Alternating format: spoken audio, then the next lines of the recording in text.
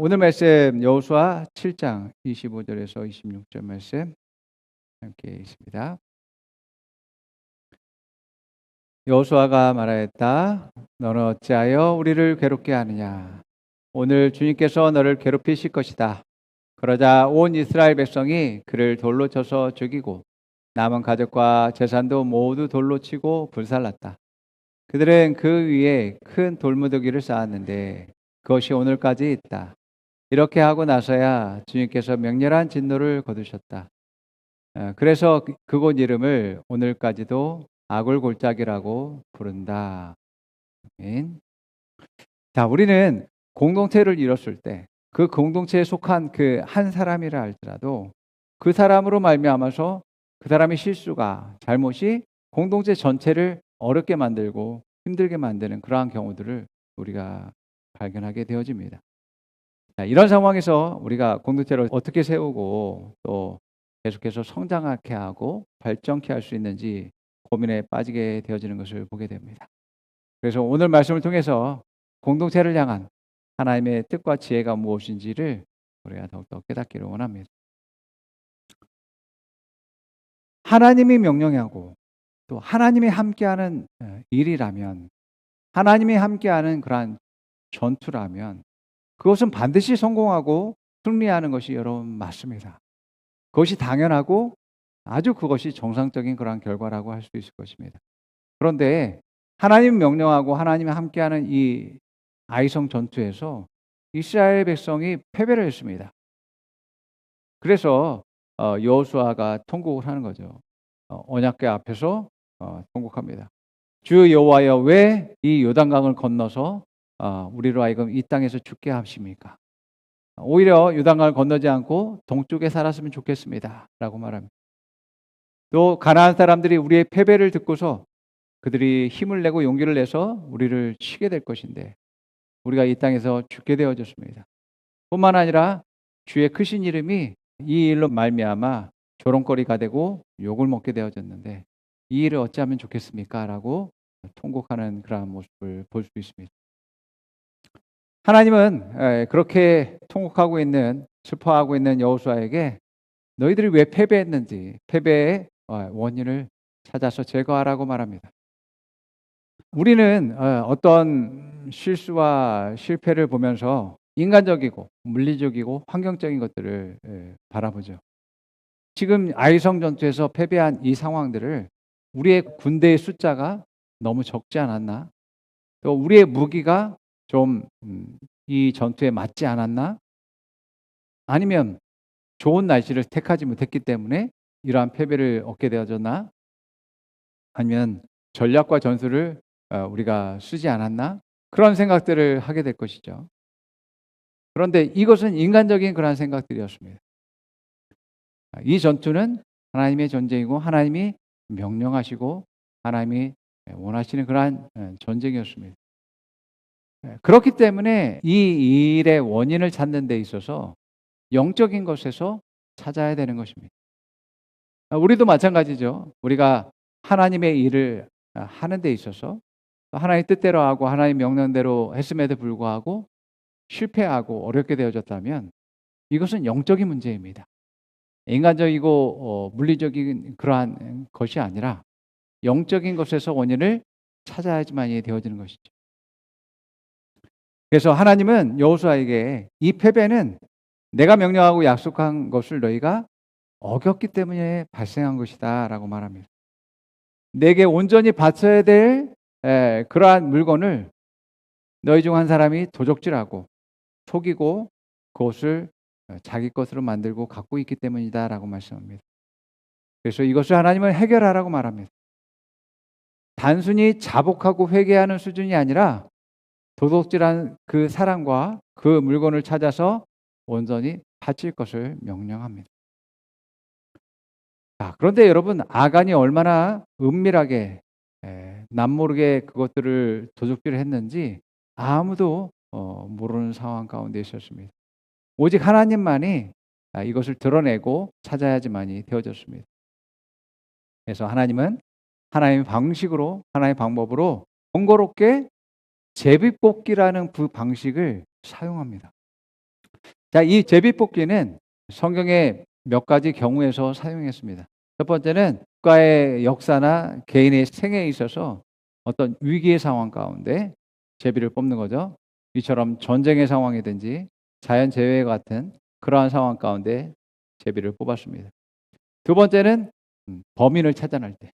세 번째는 제사를 드리는데 둘 중에 하나를 누굴 선택할 것인가에 정할 때도 이 제비 뽑기를 했다고 합니다. 네 번째는 가나안 땅을 12지파가 이제 분배를 하는 데 있어서 누가 어떤 땅을 갖는지에 대해서 결정할 때도 제비 뽑기를 사용했다고 합니다. 다섯 번째는 왕이나 또 제사장이나 사도들을 이제 임명할 때 역시 제비 뽑기를 통해서 사용했다라고 이제 기록되어 있습니다. 자, 제비 뽑기를 통해서 결정하는 그 방식은 하나님의 뜻과 선택과 뜻이라는 것을 알게 하게 하는 하나의 방식이었습니다. 자, 여호수아는 제비가 뽑힌 그 아간에게 이제 내가 무슨 일을 했는지 하나님 앞에서 자백을 하라라고 말합니다. 결국 아간은 하나님의 것을 도둑질했고 자기 장막에 숨겨뒀다라고 이야기합니다. 그런데 이것은 회개가 아닙니다. 이 일이 시작되기 전에 회개하였다면 자기가 죄를 범했다라고 자백을 하고 또한 그러한 물건들을 다 내놓아야지만 되었을 것입니다. 그런데 지금 이 제비 뽑는 모든 과정까지 끝에 그 아간이 범죄자로 지목되었기 때문에 이것은 회개라고 할 수가 없는 것입니다. 오늘날에는 이러한 제비 뽑기 방식이 필요하지 않습니다. 왜냐하면 하나님은 우리에게 말씀과 성령을 주셨고 또 무엇을 우리가 결정하고 선택해야 될지에 대한 지혜를 우리에게 주시기 때문입니다. 만약 이 방식으로 한다면 많은 신앙들이 기복신앙이 될 거고 잘못된 우상 숭배로 빠지게 될 우려가 있기 때문에 그렇습니다. 어쨌든 이 아간이 뽑힘으로 말미암아 범인이 누구인지 알게 되어졌습니다. 왜 이 한 사람 때문에 36명이 죽게 되고 이스라엘 전체가 고통을 당해야 되는가? 모두가 억울하게 생각했을 수가 있을 것입니다. 여러분, 공동체는요, 한 몸이라고 할 수 있습니다. 내 몸에 어떤 지체가 아프면 몸 전체가 다 고통을 느끼게 되어지죠. 몸 중에 한 부분이 제대로 된 기능을 하지 못한다면 온 몸이 그것으로 말미암아서 불편을 겪게 될 것입니다. 공동체는 한 사람의 그러한 연약함과 부족함을 모두가 같이 겪을 수밖에 없는 그러한 단위로 이루어져 있기 때문에 그렇습니다.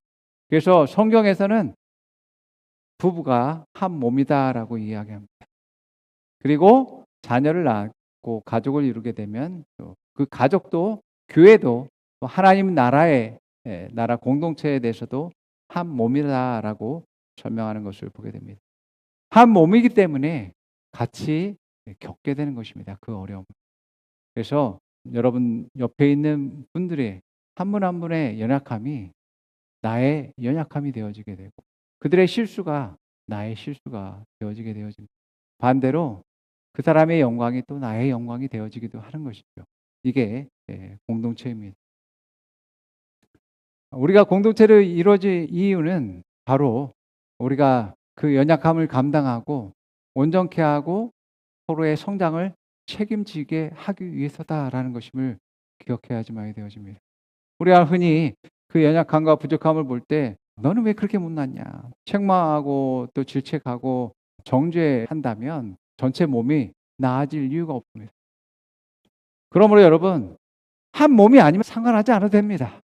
그러나 한 몸이 되었다라는 것은 바로 내일이네 라는 것을 생각해야지만 되죠. 이처럼 한 몸은 서로 연결되어져 있는 것입니다. 하나님은 이 세상을 지으셨을 때 창조하셨을 때 한 몸으로 지으셨음을 한 공동체로 지으셨음을 우리 여러분 기억하셔야지만 되어집니다. 이 땅도 바다도 하늘도 동식물도 모두가 다 지구 공동체의 한 몸입니다. 우리는 이제까지 그것을 생각하지 않았어요. 그래서 더 많은 돈을 벌기 위해서 공장을 짓고 온갖 폐수와 오염물질을 다 배출해서 자연이 오염되고 또 지구가 온난화돼서 이 모든 것을 누가 당합니까? 이 지구 안에 살고 있는 모든 사람들이 그것을 당하게 되는 거죠. 겪게 되는 거죠. 아파하게 되는 거죠. 우리가 왜 그것을 겪습니까? 한 공동체이기 때문에 그래요. 여러분, 아담과 하와가 범죄하게 되어집니다. 근데 아담과 하와의 그 범죄가 그 사람들만의 문제가 아니었어요. 그들의 범죄는 모든 인류의 범죄가 되어졌습니다. 왜냐하면 가족이기 때문에 그렇습니다. 죄인은 죄인을 낳게 되어지고 그 낳은 그 죄인이 이 세상 가운데 죄와 악으로 가득하게 만든 것입니다.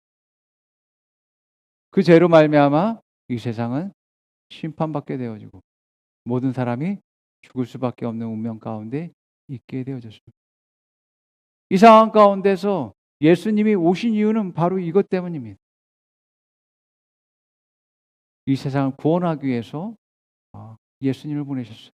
한 사람의 범죄로 말미암아 이 세상이 죄와 악으로 가득했던 것처럼 하나님은 또한 한 사람으로 말미암아서 이 세상을 구원하는 일들을 계획하시고 예수님을 이 땅 가운데 보내신 것을 보게 되어집니다.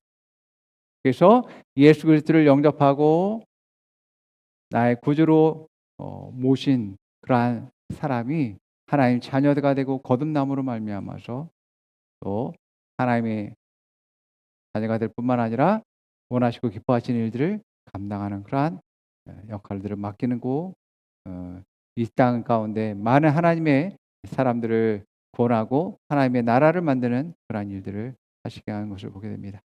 자, 로마서 5장 17절에 18절 한번 우리 읽어봅니다. 한 사람의 범죄로 말미암아 사망의 그 한 사람을 통하여 왕노릇하였은지 더욱 은혜와 의의 선물을 넘치게 받은 자들은 한 분 예수 그리스도를 통하여 생명 안에서 왕노릇하리로다. 그런즉 한 범죄로 많은 사람이 정죄에 이른 것 같이 한 의로운 행위로 말미암아 많은 사람이 의롭다 하심을 받아 생명에 이르게 하느니라. 아멘. 하나님이 이 땅 가운데 범죄한 이 죄인의 공동체 안에 의인의 공동체를 만들기 위해서 바로 한 사람이 하나님의 본체이신 예수 그리스도를 이 땅 가운데 보냄으로 말미암아 하나님의 가족을 만드는 하나님의 나라를 만드는 일들을 하신 것을 보게 되어집니다. 구약에서 성경을 읽다 보면 하나님이 이스라엘 공동체 가운데서 그들이 거룩하고 온전할 것을 명령합니다. 그래서 그들에게 율법을 주어서 그것을 지키게 행하고 또 죄를 이제 사하기 위해서 제사의 법을 주고 그들을 정결하고 거룩하게 해서 규례를 그들에게 주는 것을 보게 됩니다. 그래서 전염병이 생기면 그들이 나을 때까지 이스라엘 진영을 떠나 있을만이 됐습니다. 왜 그러겠어요? 한 사람의 실수가 공동체에 나쁜 영향을 주기 때문에 격리시키고 떼어놓음으로 말미암아서 이 공동체가 겪는 아픔들을 어려움들을 최소화하게 만들기 위해서 그렇게 한 것입니다.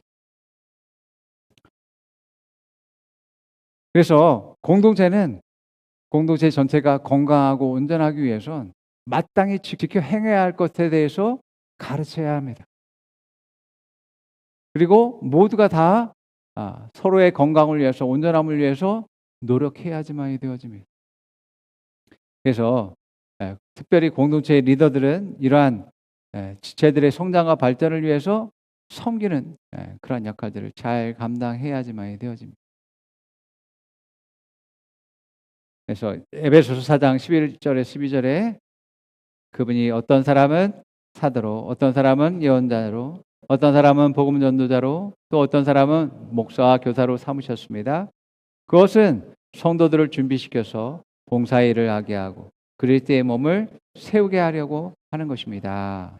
자, 이처럼 교회 리더를 세우고 또 사역자를 세우는 이유는 그리스도의 공동체, 몸을 성장하게 하고 온전하기 위한 목적을 가지고 있음을 보게 되죠.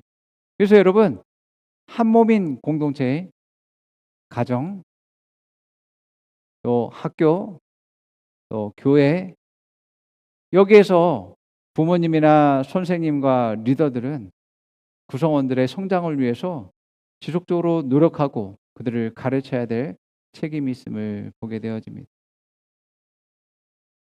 우리가 성장한다라는 것은 이러한 훈련과 또 양육들의 반복입니다. 그래서 많은 시간과 노력이 필요합니다. 구약의 선지자 중에 사사였던 그 엘리 제사장이 있습니다. 이 엘리 제사장은 자신의 아들을 잘 양육하지 못한 인물로 평가받습니다. 성경에는 엘리 제사장의 두 아들이 행실이 좋지 못하다고 이야기했습니다. 그들은 하나님과 하나님 말씀을 무시하고 멸시했고요. 그들이 그렇게 행실이 좋지 못함에도 불구하고 제사장 직분을 가지고 있었습니다. 그러면서 자기의 유익들을 취하는 그러한 일들을 했습니다.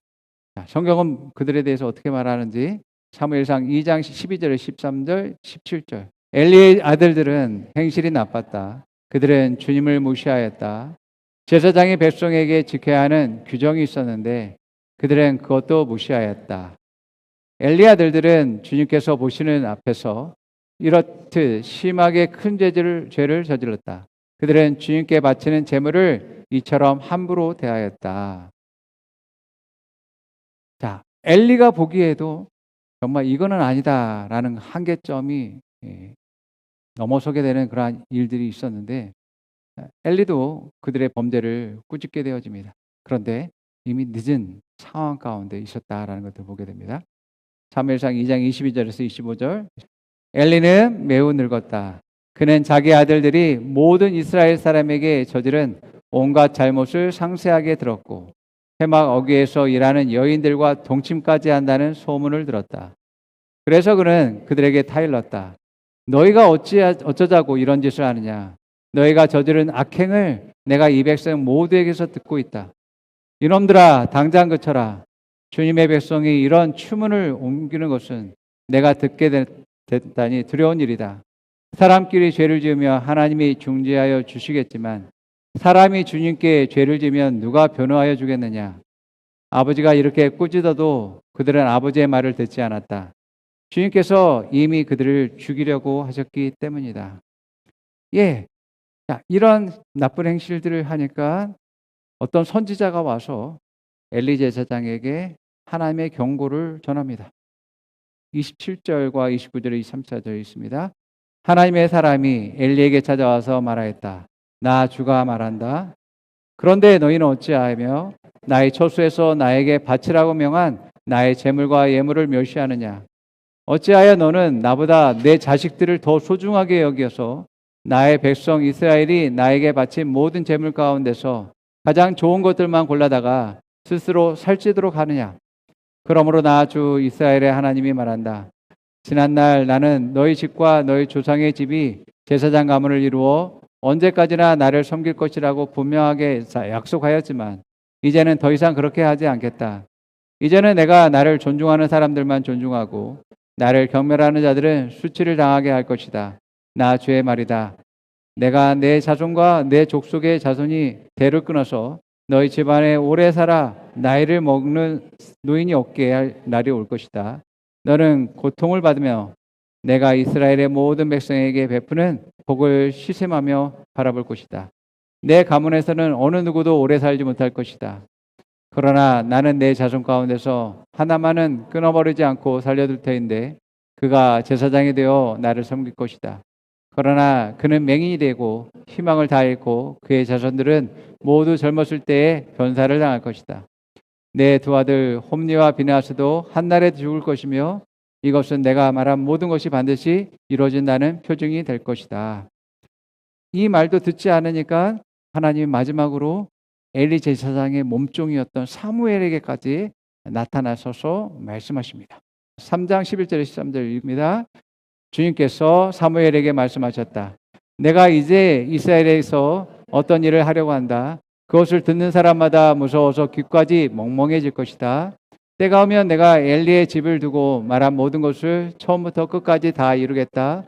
엘리는 자기 아들들이 스스로 저주받은 일을 하는 줄 알면서도 자식들을 책망하지 않았다. 그 죄를 그는 이미 알고 있다. 그래서 나는 그의 집을 심판하여 영영 없애버리겠다고 그에게 알려주었다.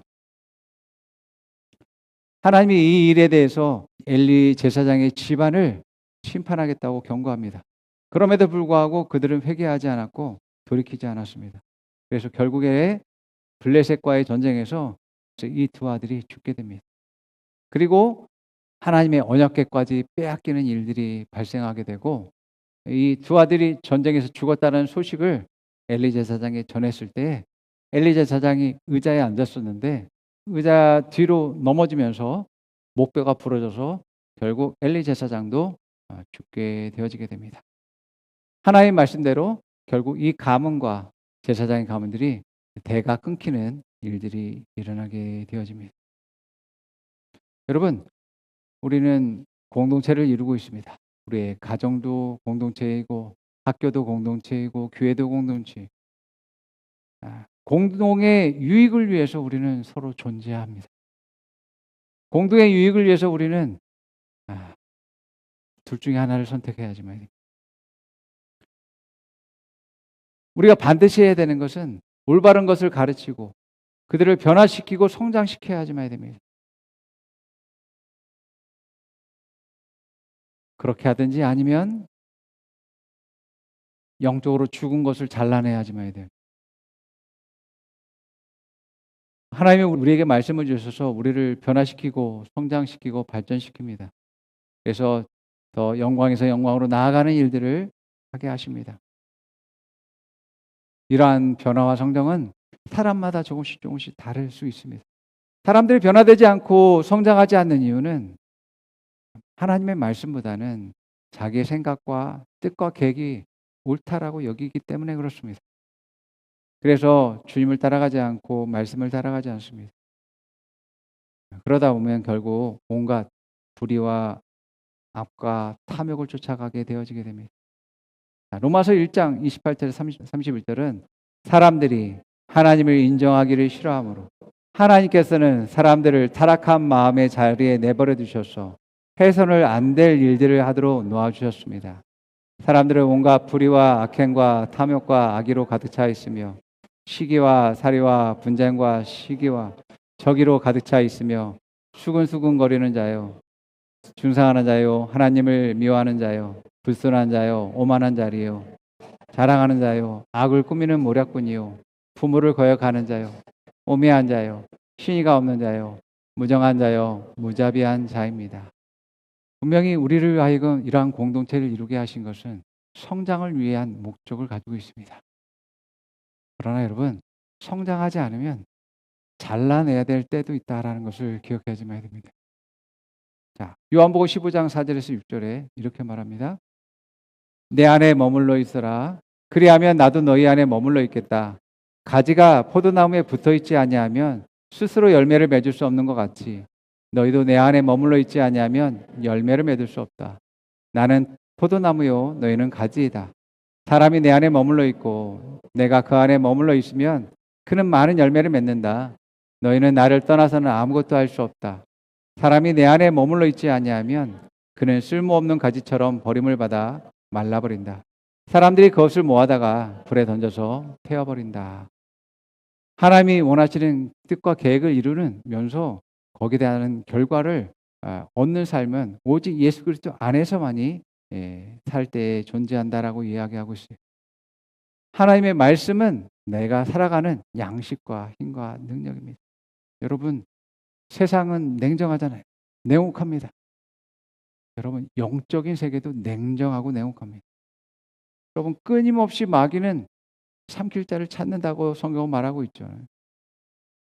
그래서 아브라함의 가정에서도 아브라함의 자녀들이지만 하나님의 기업을 이을 자와 떠나야 될 그러한 사람들이 존재하잖아요. 하갈과 이스마엘은 내보내야지만 됐습니다.